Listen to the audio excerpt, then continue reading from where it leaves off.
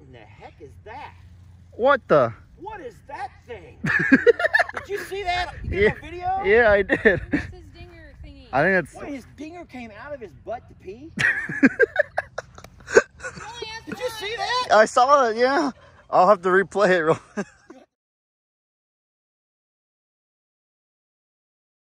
Zoom into it. I know. Sorry, folks. Look at the donkeys looking. I hope I don't get a strike from YouTube for that. All right, guys, I want y'all to see how tall Carl is compared to me.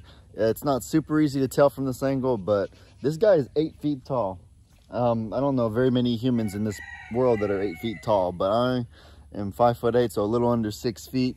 And if you'll get close to me, and you'll be able to see that he towers over me. Sorry for squinting, the sun's in my eyes when I face this direction, but I have to basically help you be able to see. You can just see that he's a gigantic bird. Carl, come here, buddy. Come on, Carl.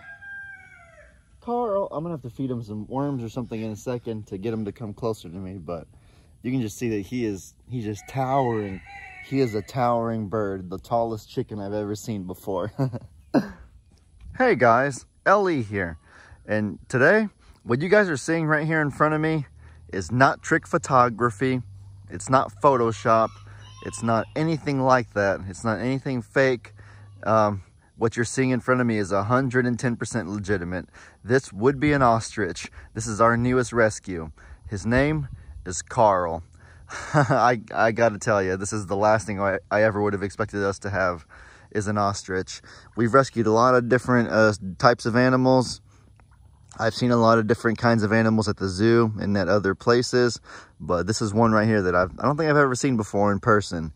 And it is the last thing I ever thought that we would have at the sanctuary right here. But sure enough, this guy needed help.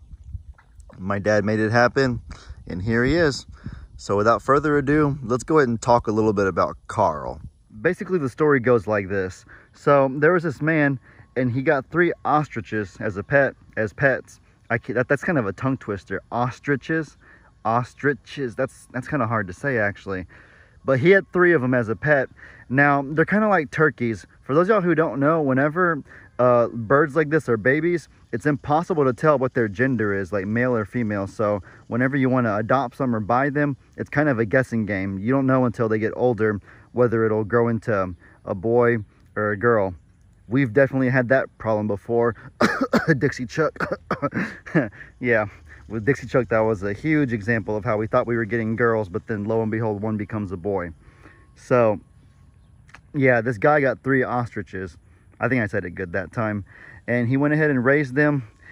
2 of them ended up being boys. 1 of them ended up being a girl. And it was all fine and dandy at first. They got along really well until after a few months, or however long it takes them to reach sexual maturity, they begin trying to have babies. And I remember the female got pregnant. What's really funny about ostriches, though, is that the males, I'm getting better at saying ostriches. The problem is that the males of this species are actually the ones that lay on the eggs and try to you know how like with other birds, the females will be the ones to lay on the eggs and keep them warm. The problem is that the males in this species are the ones that lay on the eggs. It's really weird, really twisted, and really funny. He looks like a statue right there, but I promise you he's alive, he's real. You also saw him move his head right now, so he is real. It's not a statue I put out there. It's not like a robotic ostrich or anything. The 2 males started getting competitive. They started fighting over who could sit on the eggs. And oh, just like with turkeys, remember how Cornholio and Dixie Chuck, the way that they would quote-unquote fight each other is by plucking the feathers off of one another to make them look uglier and less attractive to the female.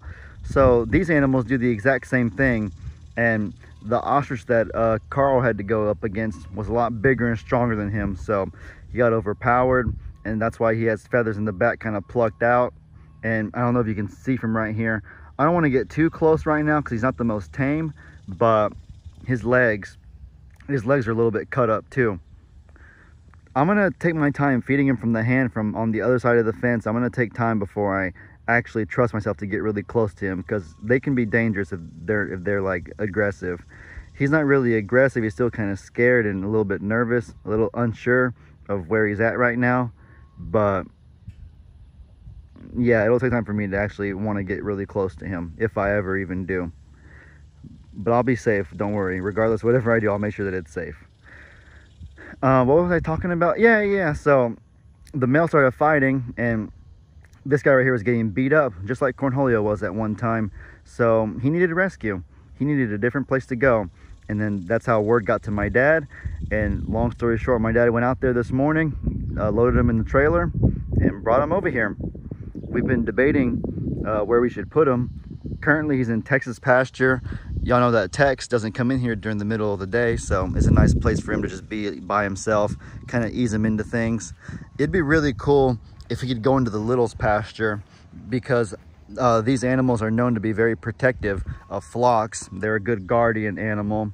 The only problem is that he isn't really used to goats. He isn't used to other animals like that, so I'm not sure if he would try to hurt them, because he is huge. He's 8 feet tall, guys. I don't know if you can tell, but he is 8 feet tall. He is gigantic. This right here is about 6 feet tall. It's hard to tell. It's hard to tell heights, but he's about 8 feet tall, so he's huge. He's humongous. So he could accidentally hurt an animal easily without even meaning to. That's why we haven't put him with the Littles yet. That would be our only fear. But if he could actually like be tame and be friendly and sweet with them, then he'd be an amazing guardian. I doubt we'd ever have a predator problem again with Carl keeping watch over here. I don't think anything would want to go in there if they saw this guy protecting the flock, protecting the herd. Oh, they would run for their lives if like a predator came in and then saw this guy chasing them. Ostriches can run like 50 miles an hour at their top speed. Even the newborn, the new ones that are like the hatchlings that are like a month old, they can run 31 miles per hour. That is insane.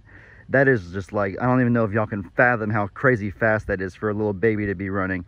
So we'd never be able to catch one if we wanted to. There's no way we'd ever be able to catch this guy without like cornering him, or without, I don't even know how. Not that we'd need to. Look at the horses checking me out. They're like, bro, you're pretty gutsy to be in there with that guy. The horses, whenever they first saw him like come in here, they took off running. They were afraid of Carl. I don't blame them. That guy is humongous. No, guys, but just wanted to give y'all an update on Carl, on how he's doing. This is our new ostrich, our newest rescue, and I will go ahead and keep y'all updated on how it goes with him. Hopefully things just go swimmingly, everything goes well. I'll try to start feeding him from the hand at some point, and yeah, I'll definitely keep y'all updated.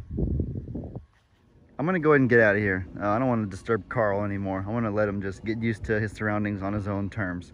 But yeah, guys, with that said, I hope y'all enjoyed. Be sure to let me know in the comments what kind of stuff you want to see. Hope you have a great day, and as I always say, your boy Ellie out.